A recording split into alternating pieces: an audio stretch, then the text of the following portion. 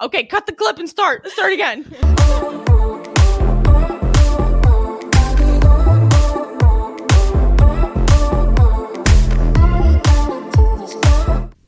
What it is, oh, what's up? Every podcast needs a little love. I think we should keep that. Hi guys, welcome to Two Neurons on Mic. Welcome back. So, Funny story. we accidentally recorded a whole video last night without actually recording any audio. Big oopsie on Yeah. our part. If you follow us on TikTok, you would already know. Yeah. So if you don't know, you know what to do. Go follow Two Neurons One Mic. Yeah, what else are you doing?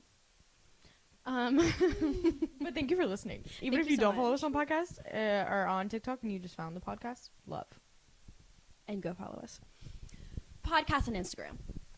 So, the theme of this podcast, the topic is going to be the one and only quarter life crisis. Yes. It's Inevitable. It's inevitable.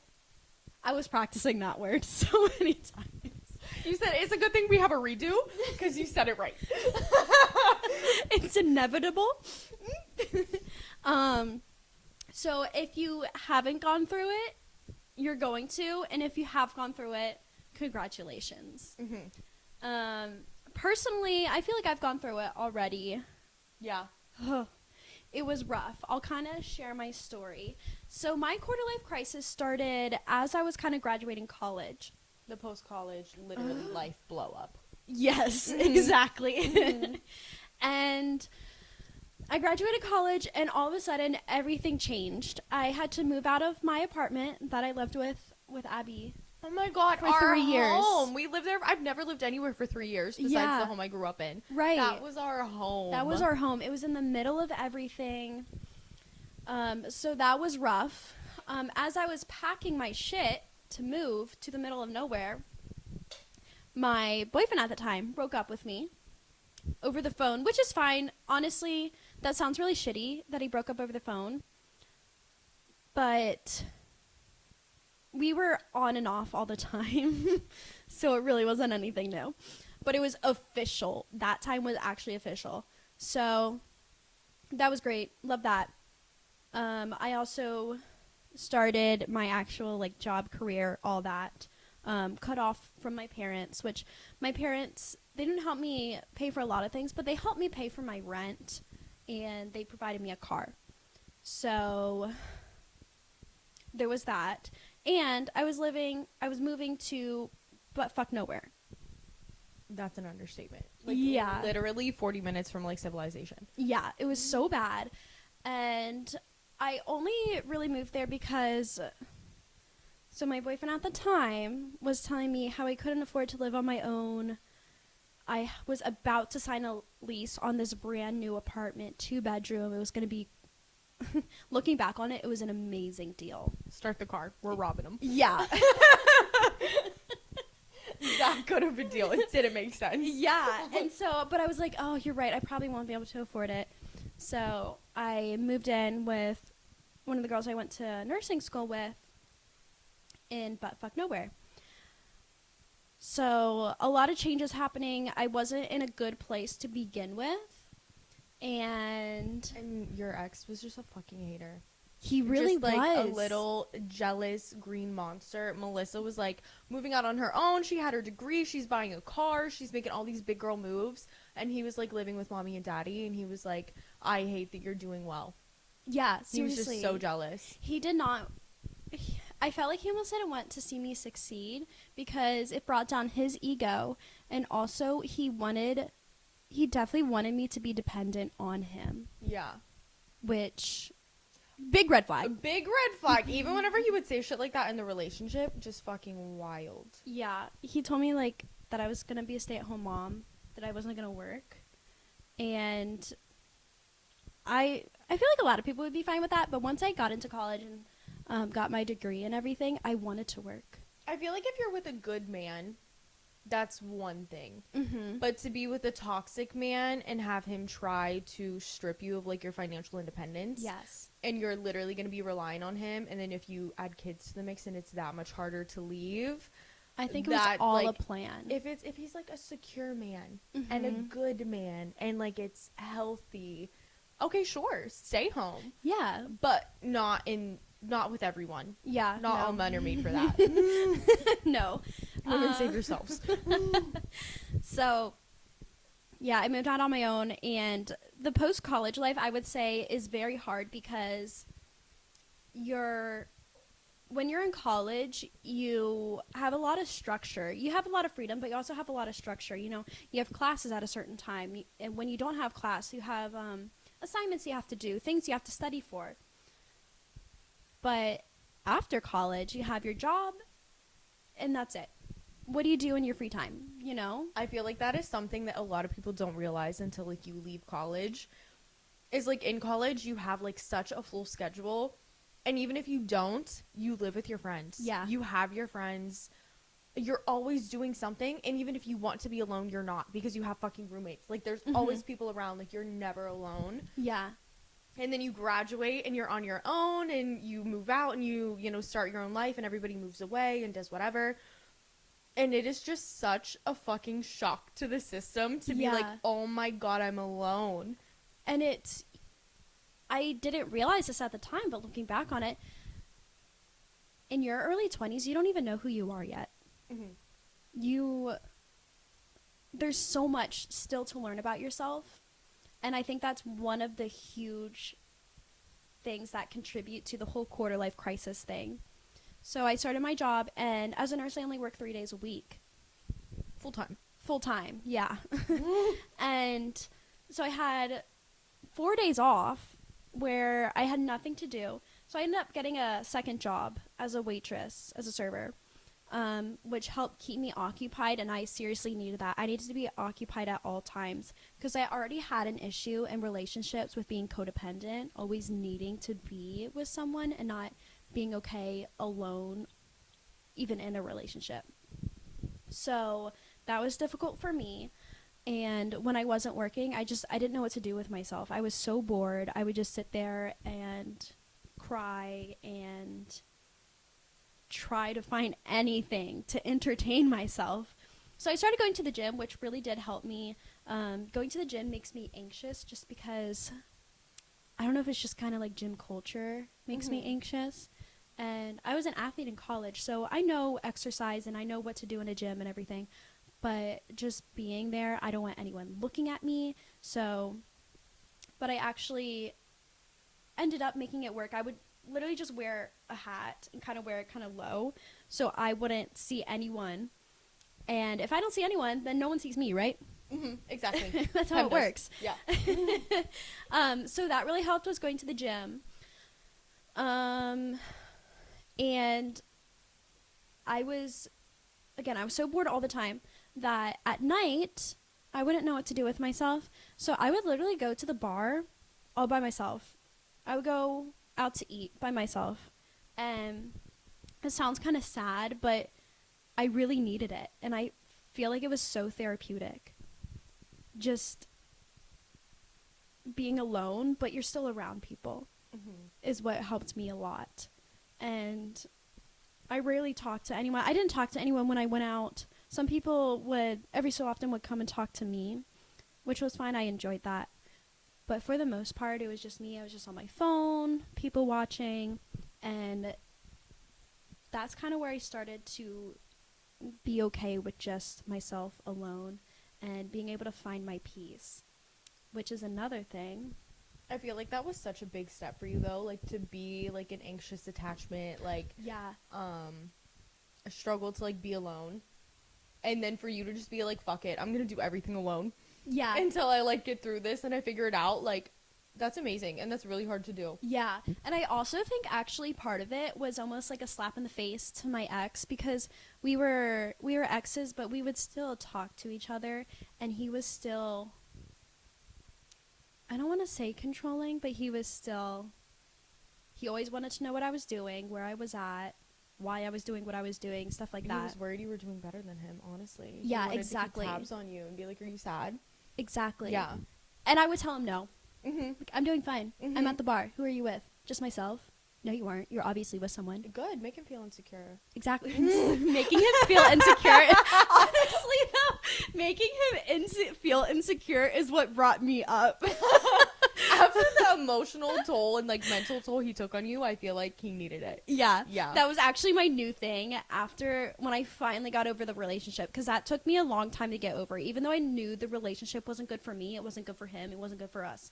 It's hard to like know that and then actually sever ties with it. Yeah, especially with the anxious attachment style. Mhm. And like, we don't have family down here. Oh my god, yeah. So it's not he and his family, I was very involved with them. Mm-hmm. And now you it's were. literally just me. Yeah.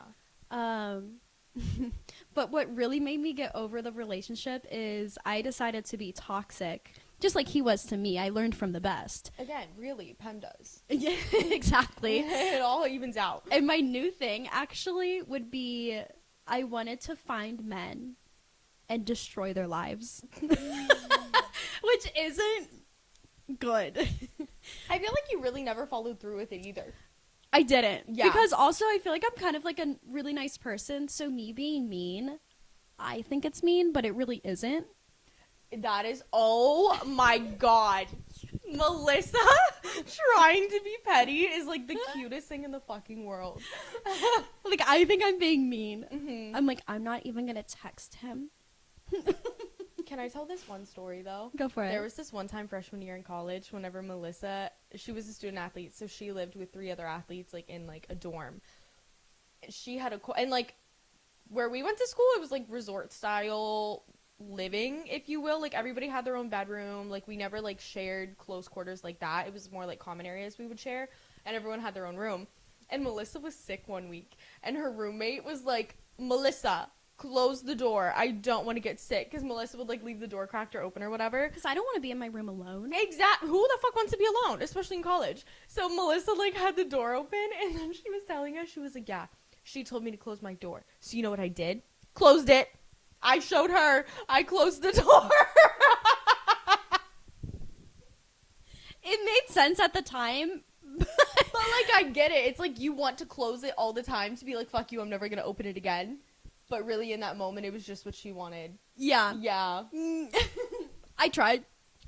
Really in your own mind that was a bad bitch move. It made me feel petty. Exactly. That's all that matters. I just love, because I also am like, I hate confrontation. I hate Right. being mean and things like that. So I would do the same thing. I would I'll be show like, you, bitch. I'll do exactly what you told me to.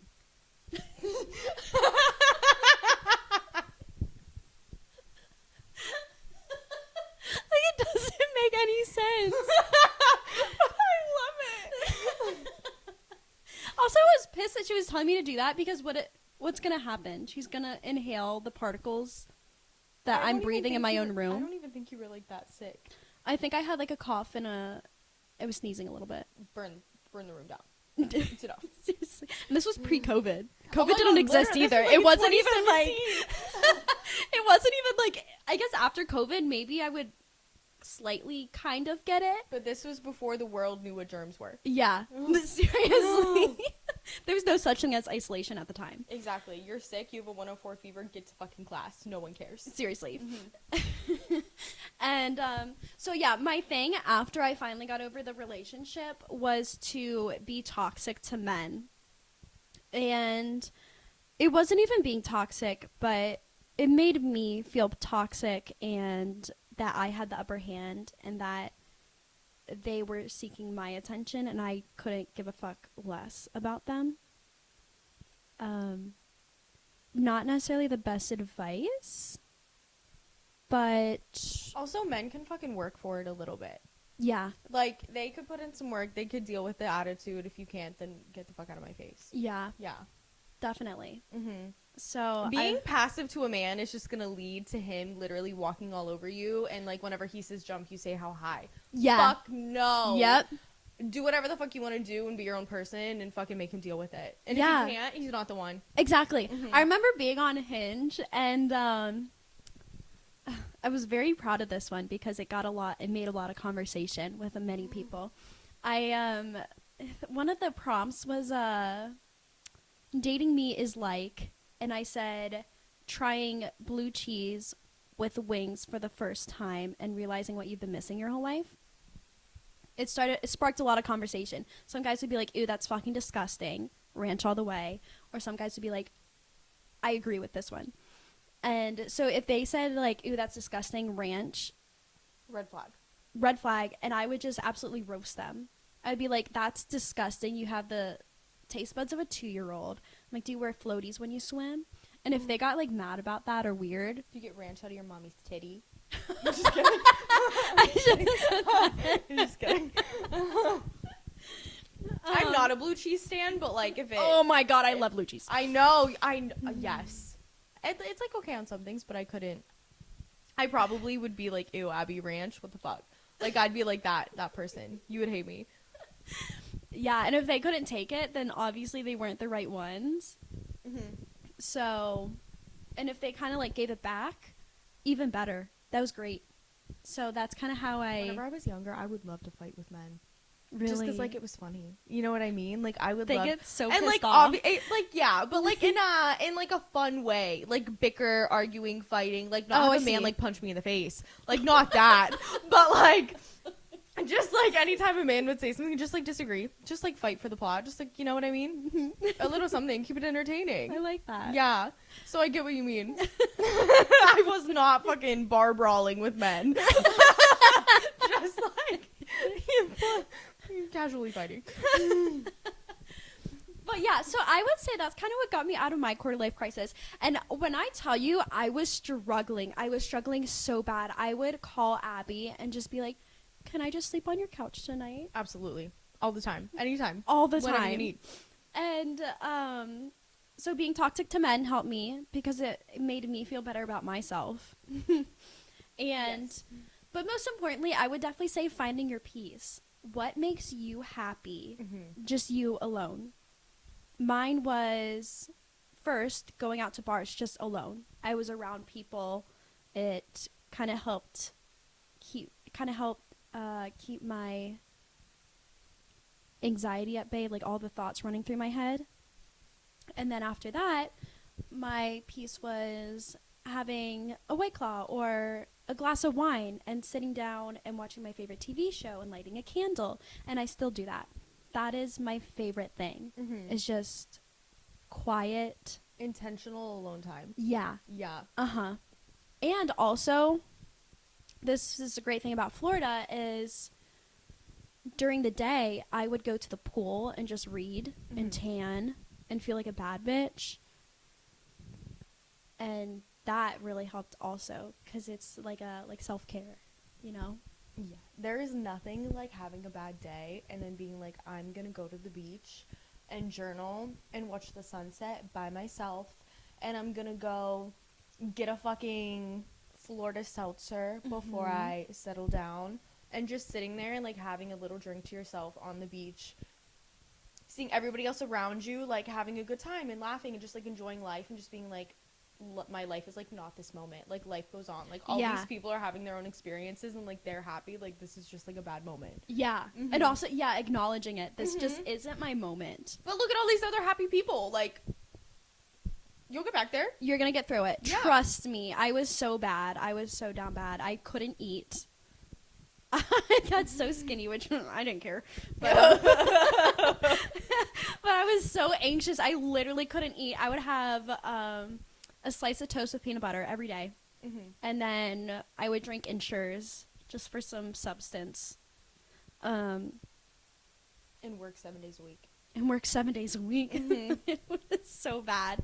But I got through it, and honestly, I am so grateful for going through that because it's really, really, really made me who I am today. I know who I am now. I know what I like. I know what I don't like. And I know that I can get through anything. Yeah. I know that I'm independent, that I don't need anyone.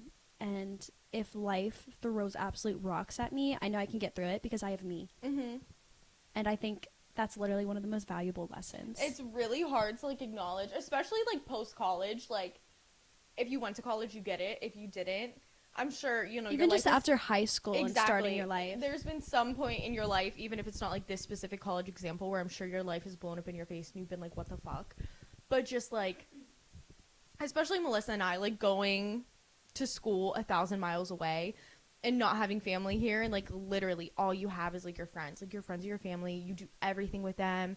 If you have a significant other and then their family becomes your family, and then post college, literally just losing all of that. Fucking brutal. You cannot prepare for it either. Even if you know it's coming, you can't prepare for it. Yeah. It's just almost like you've lost everything. Yeah. Yeah, just like your friends are literally. And I feel like we were just all like so close, you know? Yeah, like we we were just had so like such close. amazing friends. And obviously Melissa and I are still here and, you know, friends, but it's just like obviously whenever you graduate, like she had a full-time job and we didn't live 10 feet from each other. Yeah. And just like all those differences, like real life just fucking punches you in the face. And also, I think after, whether it's college or high school or whatever, when people are kind of going their own ways, a lot of people change. Your friends change. And Half the people you're friends with in college, you won't even remember their name in 3 years. yeah. Yeah. Yeah, like there's just so many changes going on with you, with your friends, with everything. And it's really sad and hard to go through. Yeah. So if you're going through that, I definitely feel for you. Just find little things that bring you peace. Even if you have to kind of gaslight yourself into it, saying like, oh, this is making me so calm. This is going to make me calm. I love it. This is great.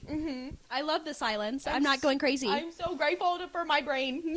I'm so happy I get to sit here and think. Exactly. Because it will get better. And just, it's going to sound corny, but find value in just the little things. Having a glass of wine. Just the silence of your own home in the first place. That's one of my favorite things. Really? Yesterday I was cooking and Alex always has the TV on. You Yes. know, always has TV on. Duck Dynasty. 24/5. Yep.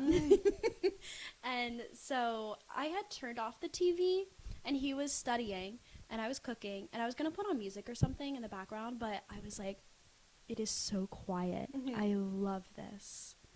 And that's also how I know I am an adult. Yeah. And it was just the best. Just because before, I wouldn't be able to do that. I'd be like, I need something. And so anxious. I need to do something. I need to all these things. Always needing like stimulation from something, whether it's like Right. watching something or hearing something or being distracted in some way where you're not just alone in your thoughts. Yeah. Just the quietness. It was amazing. So that's my little story. I love that. I think you're doing amazing. Melissa now compared to Melissa 3 years ago. Wow. Is like happy, healthy, thriving. I'm like I'm so proud of you. Thank You're doing you. amazing. Yeah.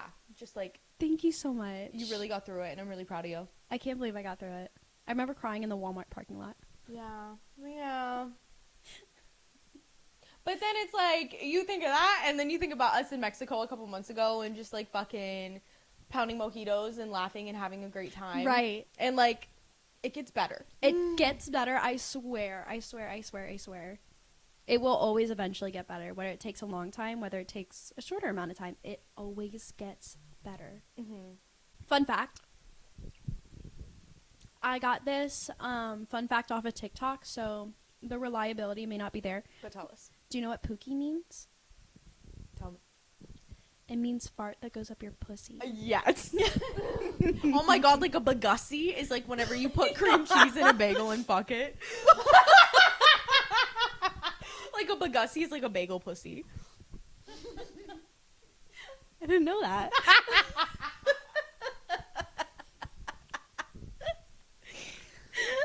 If we open a bagel shop, I will be sure to name one of them a bagussi. A bagussi special. You only put cream cheese in the hole. You don't even cut it. You get a whole bagel with just cream cheese in the hole. You just put your dick through and that's it. I mean, I think I you guess- probably have to have like a micro penis. I don't think like a real man could fuck a bagel. I guess I don't know what the whole size of a bagel is. I'm like, it's like that. No, it's not like huge. Yeah, probably. It's like for a very specific tiny man's kink. Niche. Exactly. Yeah. Or like, I don't know, maybe if like you're, what's it called whenever you can't get it up? It's not ED. incontinence. That's whenever you fucking piss yourself. What is it whenever you can't get it up? What is that Erectile called? dysfunction. But like, what's it called?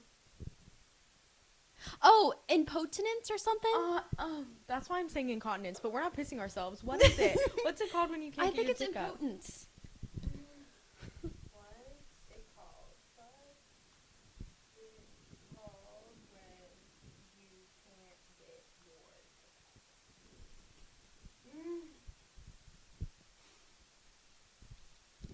But there, you were right. It is impotence, but I'm talking about Maybe that's just when you can't come. what's it called? It's like it starts with something Incompetence? in.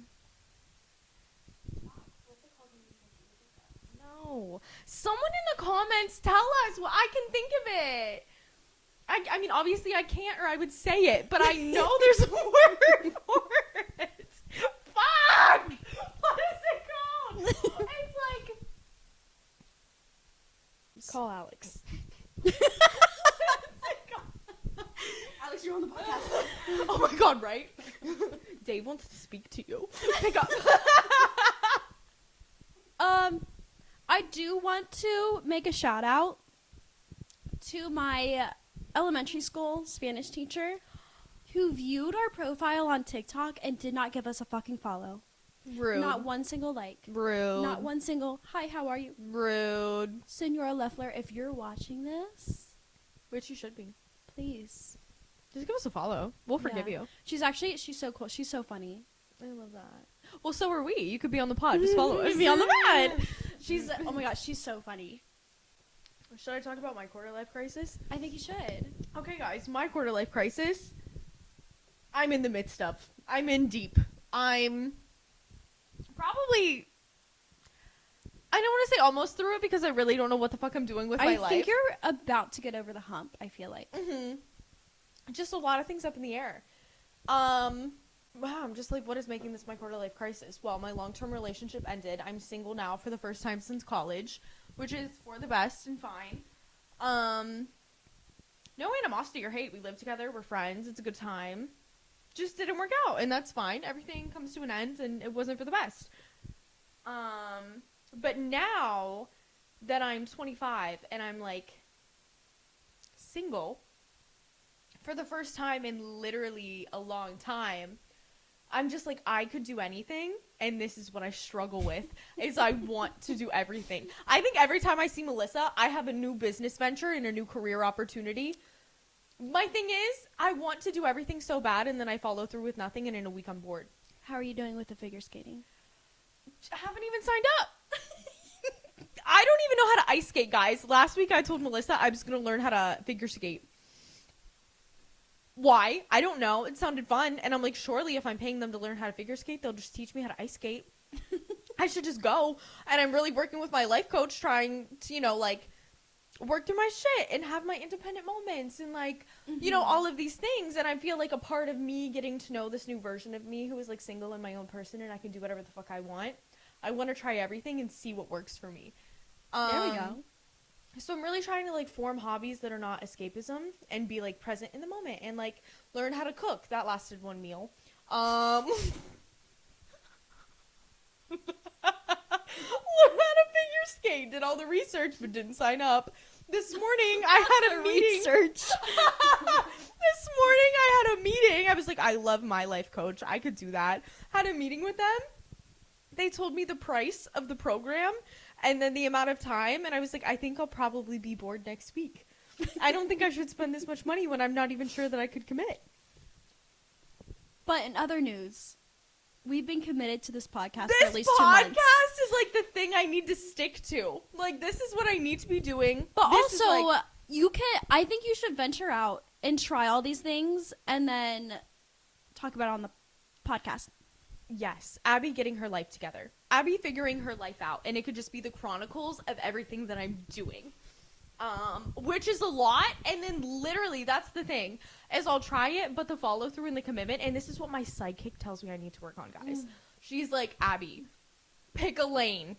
And it doesn't have to be forever. It's not like you have to be the same person forever. But just do one thing at a time, for the love of God. Help yourself. I don't know. Take a Vyvanse. Exactly. I just need like a little Vyvanse, a little Addy, a little something to keep my neurons in one place. Because my mind is just like, I could be a life coach, I could be a realtor, I could go to the Olympics, or I could take a nap. All of them sound great. So I feel like really that's my quarter life crisis is like, that's such a positive one, and I really like that. yeah. I mean, obviously, like, you're going through it. But I'm past the point of like crying every day and being sad and like, oh my God, there's so much change. I'm like in the acceptance mode and like a rebuild mode. that is so good. Like, I get it. We got to keep moving. We got to keep chugging along. I need to do something else because it's not productive. And don't get me wrong, I literally sat on my couch and cried for probably 3 months. But now I'm like, at Honestly, a point, though, I feel like that's so needed. oh my God, it was. I feel like I definitely processed my feelings. I dealt with it. I felt it. I'm at peace with it. Yeah. And really, I definitely needed to sit there and be sad, but it just was not productive for me anymore. Especially whenever, like,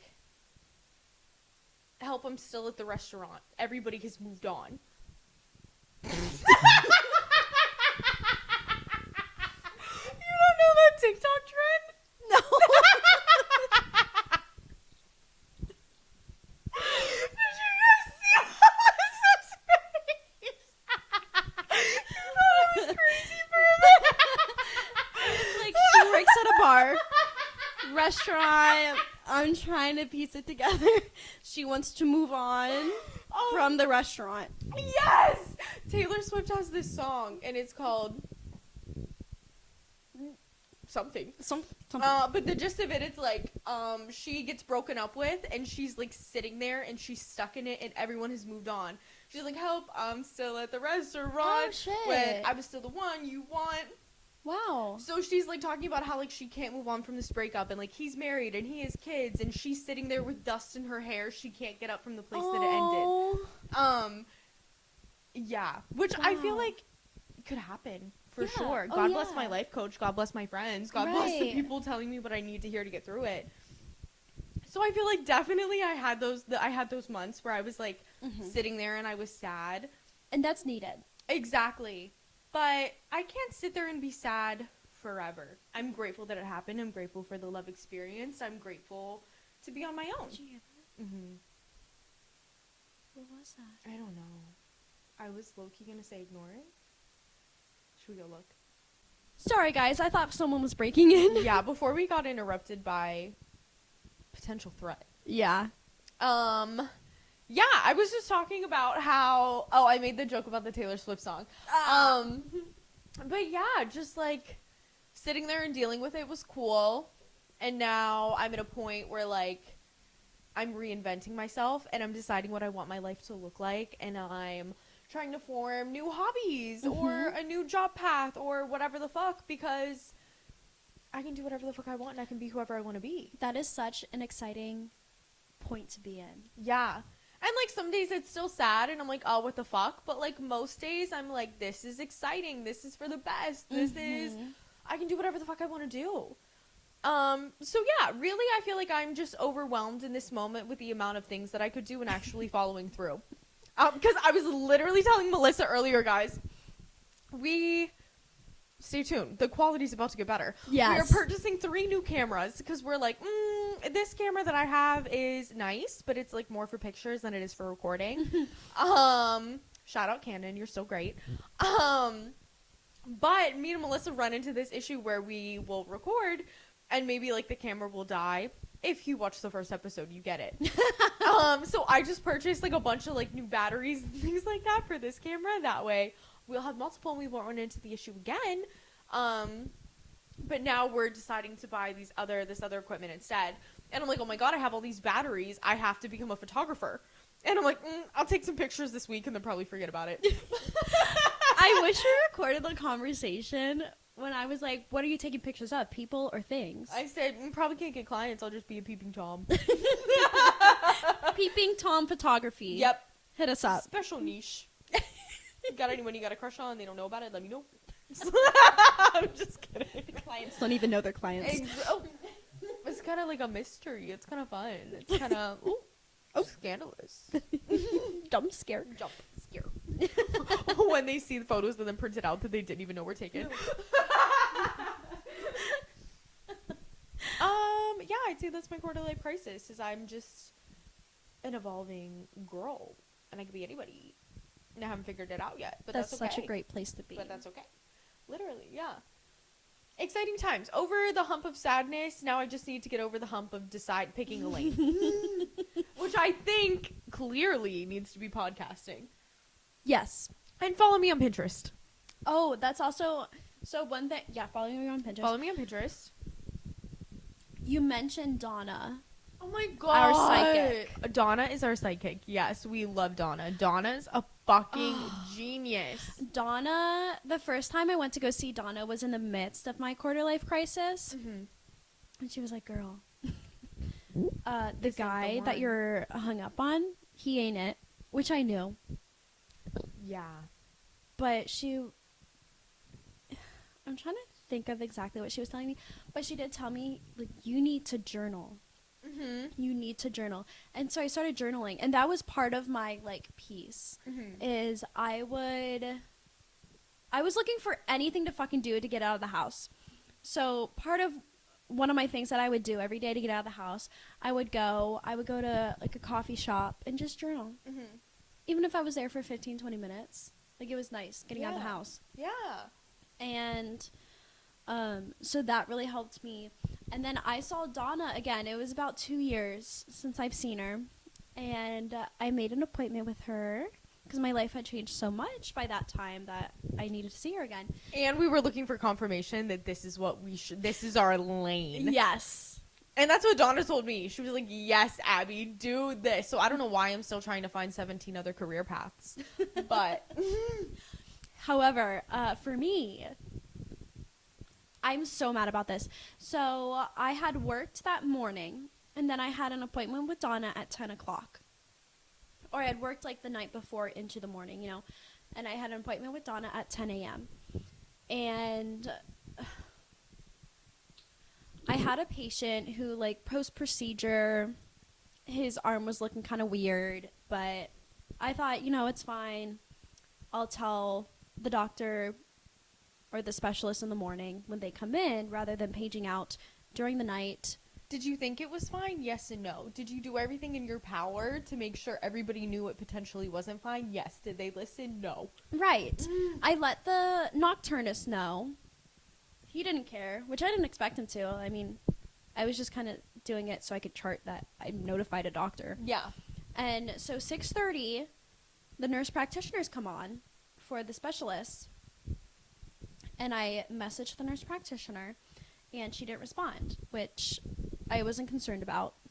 I just wanted to let them know this is what was happening. Covering all the bases. Exactly. Yeah. During shift change, that nurse practitioner comes, looks at the patient, and she steps out of the room, and we're all doing our little shift change, and she goes, "Who has room 10?" And of course, the oncoming nurse raises her hand. And I'm like, stop. And so she starts yelling at the oncoming nurse. And that nurse is like, "Oh, I haven't even got a report on that patient." And I was like, trying to be a little confident. I was like, "I have room 10. And so she starts yelling at me and saying how she asked if I had paged them, and I said no, but I let the nocturnist know, who's literally in the hospital. The specialist is at home fucking sleeping. What are they going to do about it? Mm-hmm. The nocturnist is in the hospital. They can literally walk over and look at this guy's arm. Mm-hmm. So anyway, I told her no, I did not like page out to the specialist during the night. And she's yelling at me, telling me that this is such a bad situation. This patient's going to need surgery because I didn't do anything about it. And I have to hold pressure on this arm, this and that. Absolutely rips me a new asshole. And of course, me being me, was sad. I take that very personally whenever you really did your best. Yeah, and I really did. I mean, his arm like really didn't get any worse during the night. It was like that when I came in to the shift. Yeah. And so anyway, I had to go in there and like hold pressure on his arm, this and that. And then the actual like doctor came in and he's like, "Oh, I thought this was going to be so much worse. This probably all happened within the first hour of the procedure," which is before I even came on the shift. So anyway, everything was actually fine. But I stayed about 2 hours late. I clocked out 2 hours late, and then I went straight to Donna, and I'm like, I'm like crying. I'm very upset. I don't like what just happened. I don't like being yelled at. And I get to Donna, and I have it all, you know, I've composed myself, but I'm still just not okay. And so basically, Donna was like, "Girl, what's wrong?" She knew. She knew. Immediately. And she was like, "Was it a woman?" I said, "Yes." She said, "Does she have blonde hair?" "Yes." She's so good. Donna's so good. Donna knows everything. Donna, we love her. And so basically, I was just way too emotional for her to even read me. She was just kind of like, "Oh, you really need to get a hold of yourself in the best way possible and do this and that, whatever." So I was pissed. The nurse practitioner who yelled at me for no fucking reason, "You owe me $75 fucking dollars." Big facts. Pissed. So I like want to go Because back Donna's to Donna. a fucking genius, and the fact that like that skewed the whole thing. I was not in the right like psyche. Yeah, she couldn't get a good read. Yeah, So you have to go back. I know. Yeah. And she did give me advice. She's like, "Girl, why'd you stop journaling?" She knew. She If knew. she knew anything, that's what she knew. She said, "Why did you stop journaling?" I said, "I started feeling better." She's like, "You're not supposed to stop. Just keep Yeah. journaling." I was Yeah. like, "Oh, sorry." Oh, do it again. So, yeah, I need to go back and see Donna, but I'm almost like worried. Why? I don't know. She'll probably be like, "I just saw you." Oh my god, no. Because low-key, whenever I went to go see her like, what was it, maybe like a month or two now? Probably not that long. Yeah, maybe like a month or two. And it was whenever I was like getting over the hump of like my sadness, and I was like, yes, I'm excited for life. I could do anything. I have so many things. Like freaking out. And I went to go see Donna, and she was like, "Girl, you're too happy. You're too excited. She was like, "I could tell." She was like, "You got too many things going on. You That's need what to I was calm hoping for me." down." Yes. She was like, "I love that you're happy. I'm so happy you're happy, but like I can't get through it. Like I can't tell you anything else." That's what happened with me, but the opposite. Yes. She's So like, then- "You're so down bad that I can't get Yeah, through." but that sucks because I was only supposed to be there for 30 minutes and I ended up being there for over an hour because she was like, "I'm getting through the happiness. I'm going to figure something out to tell you. Well, we're going to do it. I'm still going to read you." So that sucks that she couldn't just get through the chaos and I like still read you. know. Yeah. So, Damn. that's out. We need to go back Yeah. and run the bill to that nurse practitioner. Right. This is on you. What's your PayPal? Is that what it is? You can Request do PayPal? funds. Yes. Venmo? Request funds. Yeah. I have them all. Whatever it is. Whatever you have, I'll have. Just send it. No issue. Least you could do. Seriously. Yeah, I was so mad at her. Those were our quarter life crises. Our crises? Yes. Very important. I want people to comment. Please. Okay, so this is what we need. We need motherfucking engagement. You need to not just like, but you need to comment, please. Share, repost, Share. tell your friend, tell your mom, tell your grandma, tell everybody. Yeah, tell them all. Mm-hmm. And please comment, what have you gone through your quarter life crisis? What got you through it? And what we should talk about in the next episode. Do you want to know? This is what, okay, so we made the little oopsie where we accidentally recorded last night for like 2 hours, but I only actually got 12 minutes of audio. Whenever we were talking about that though, funny, like Ken, sorry, wait, Abby, where's I going with that? Oh, haha, funny. That's what I was getting at, the Ken. Ha ha. So the audio only recorded 12 minutes, but the fucking kicker is we were already like, oopsie, because the camera died halfway through. And we were like, oh, it's just gonna be audio, whatever. And then you're gonna look at like our logo, and we were like, comment your fucking McDonald's order. You're leaving the bar at 2 a.m. You want some fucking? Do you get McNugget or what the fuck? Chicken nuggets?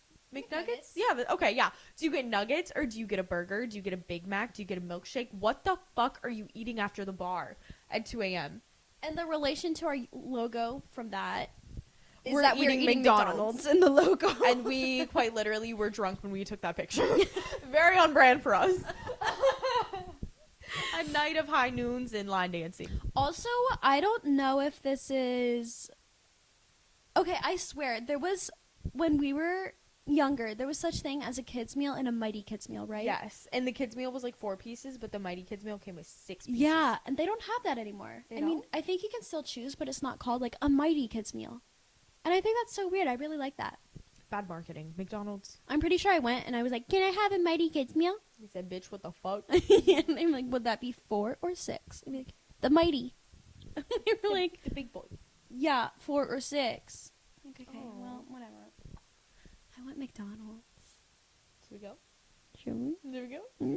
Thanks for listening, guys. We got places to be. Yes. We're going to McDonald's. Thank you for listening. You better freaking comment. Domino's! Please watch. Domino's! We love you. We don't love you any less just because we're getting McDonald's tonight. We still love you. Yeah, you're probably closed by now, which is the only thing. Yeah, you can't send. Who was that guy? Dylan?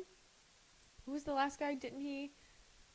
We could look through the footage. The first day me and Melissa filmed the first trailer. And granted, we filmed like 6 trailers before we got it to work. But we had this whole intro of us getting Domino's. And we were going to invite the guy who delivered it to come on and be on the pod.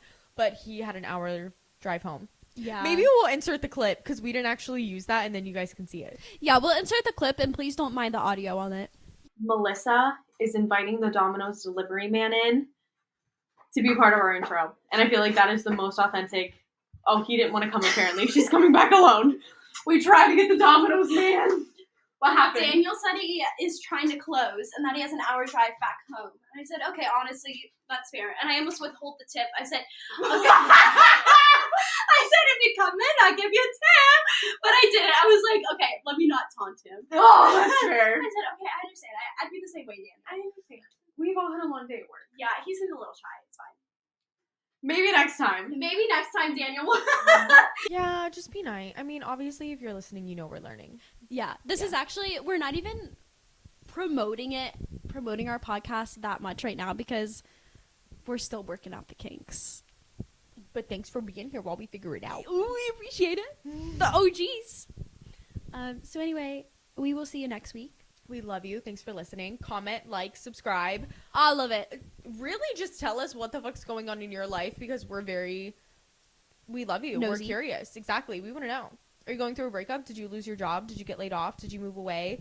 Did your best friend fucking stab you in the back and fuck your boyfriend? Like, just tell us. We would love to know. We love all of it. We're here for you. You can get through anything. We love you. Bye-bye. Bye. Also, we are not going to blow into the microphone because it makes me want to die. Or blow kisses is what I mean. We're not going to deep throat the microphone and or blow kisses into the microphone because we did that yesterday and thank God it didn't record.